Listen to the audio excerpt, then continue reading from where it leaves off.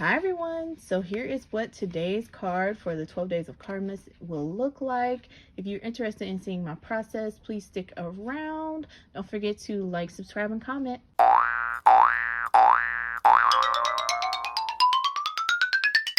I'm making this 6x6 card. I already have my panel cut out, and this is 5 3/4 by 5 3/4. I have this foam that is in a light pink glitter that I want to be my my mat for this. So this is how it's gonna look. Let's create this card. I have wood pieces here, I have flowers, I have sequins, I have flat backs and charms, I have some gesso ribbon, I also have my aquaflow markers that are in a pink tone. I also pulled out the glitter ink and the frosted rose, and those are messy, guys, so if you have those or plan on getting them, just bear in mind that they can get messy. My fingers are stained from using them, and it takes a few days to come off.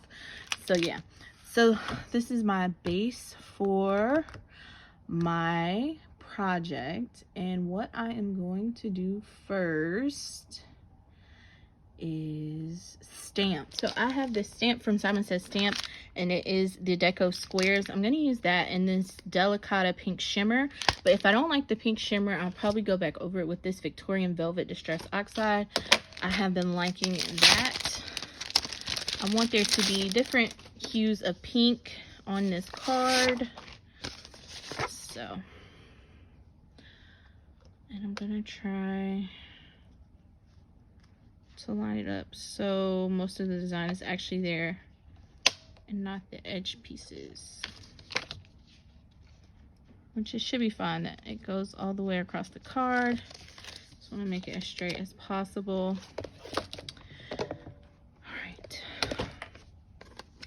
I'm not looking for perfection with this, so I may just add the ink wherever, and if there's empty spots, there's empty spots. Just gonna add some texture to this background. And there we have it. So this is the background that we are going to be working with. Again, here is our background. Now I want to add some texture. So what I'm going to do is I die cut out this swirly back from this Grande Swirls die that I picked up from scrapbook.com, and I'm going to use this with my gesso to add some texture. Instead of using a scraper, what I'm going to do is I'm going to take this baby wipe and I'm just going to dip it in my gesso because I want to create like the raised texture. So I'm just going to dip that in my gesso, hold my stencil, and just add this all around. I want that textured look. I don't want to use the scraper. I want it to be raised.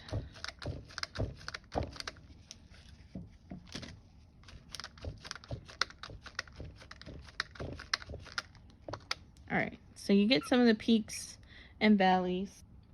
All right, so I hit that with my heat gun, and then I'm going to take some of the glitter ink and add it to some water because I don't want the harshness of the color. I want the diluted version of the color. But I'm going to add a bit to my brush first and just add some of the harshness just to highlight some of these splotches. And you can see the swirls here and there. All right, so I went ahead and added a flourish and covered that with some gesso. And this flourish comes from Michaels. I do have some trim here. This is some crepe paper trim covered with the little polka dotted ribbon, and that has like flocking on it, so it's even more texture added to this.